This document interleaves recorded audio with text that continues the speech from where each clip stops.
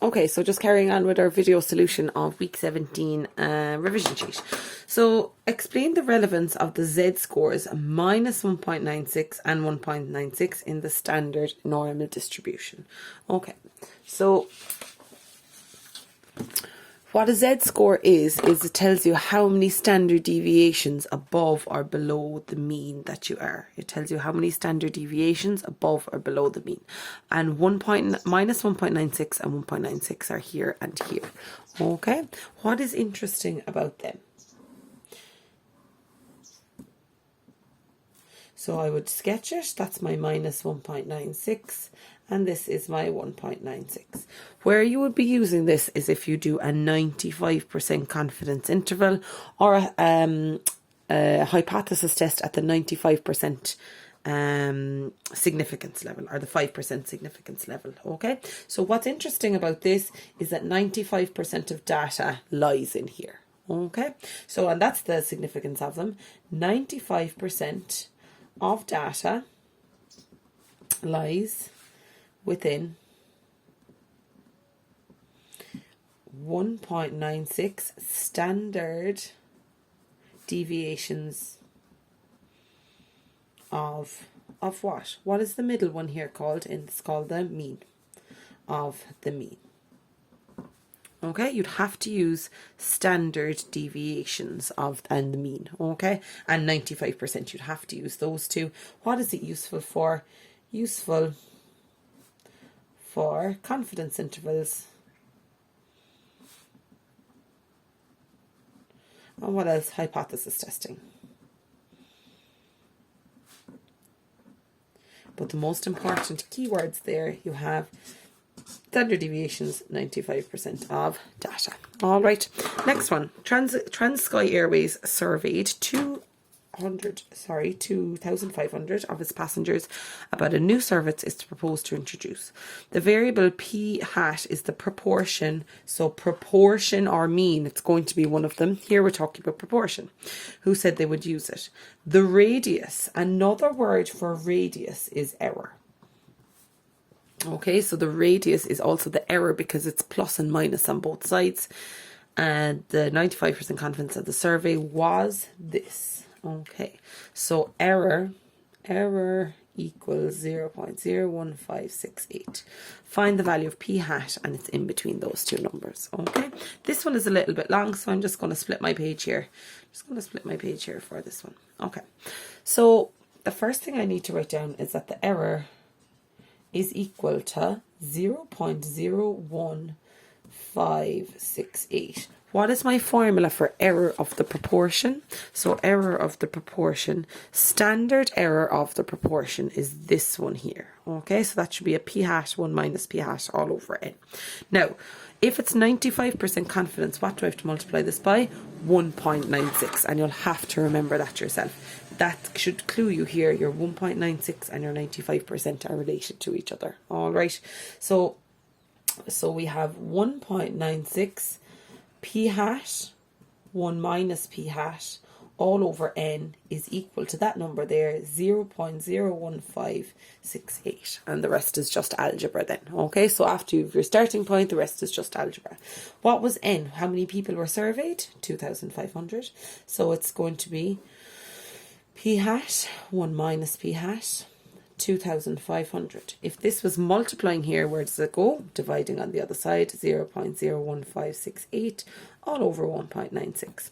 How will I get rid of that square root? I will square both sides. So I'm going to do this one squared and this one squared. So I have p hat 1 minus p hat all over 2500 is equal to 1 over 15625, and then multiply that out. P hat minus p hat squared is equal to, that one goes up there, becomes 4 over 25. So multiply across, so let's bring this one over first. So I have minus p hat squared plus p hat minus 4 over 25 is equal to 0. Multiply across by 25 and change all the signs. So I have 25. So we'll multiply across by minus so let's change all the signs first. So we have p hat squared minus p hat plus 4 over 25. Now let us multiply across. So we have 25 p hat squared minus 25 p hat plus 4 is equal to 0. Now, you could do your minus b formula from here if you like, but I'd prefer just to get rid of the fractions. So using your minus b formula, a is equal to 25, b is equal to minus 25, and c is equal to 4. Subbing in, so you've minus 25 plus or minus the square root of minus 25 squared minus 4 at 25 and a 4 all over 2 times 25. Now I get p hat is equal to 4, or p hat, sorry, this should be 0.4, I think, 4 over 5, or p is 1 over 5. Okay, then I see here p hat has to be between 0.5 and 0.1. So is p hat equal to 0.8, or is it equal to 0.2? That's too small, reject that, because you see here has to be between 0.5 and 1. Therefore p hat is equal to 0.8. All right, please pause. You can go back to my other solution and have a look at it. All right, let's carry on. The weight of the, see the big long question in here, and I find that hard because you have to just pause and highlight. Okay, so the weight is normally distributed with a mean of 12 kgs. After the fee was introduced, they expected the mean to change. They'd expect more people to try and put more stuff in their carry-on. They selected a random sample of 80 and weighed it. The sample mean was this, and the sample standard deviation was this. Test the hypothesis. Okay. State your null and your alternative. Give your conclusion. Okay, so starting off, we have to do our HO and our HO. These are the original ones. Original. Okay, what was it originally? It originally was 12 kgs. Then they tested it and it was gone up to 13.1. This is always the original one. The mean is 12 kgs, or you can write it, the mean is 12 kgs. And the next one, the mean is not 12 kgs. Mean is not 12 kgs. Okay, so it's always is and is not. Is and is not. Okay, so it's always your original, usually from the start of the question. Next, I'm going to get a z-score. So it's going to be x minus mu over sigma over root n.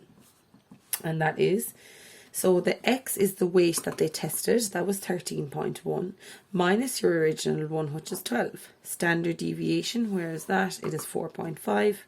And how many people did they check? 80 people, all over root 80.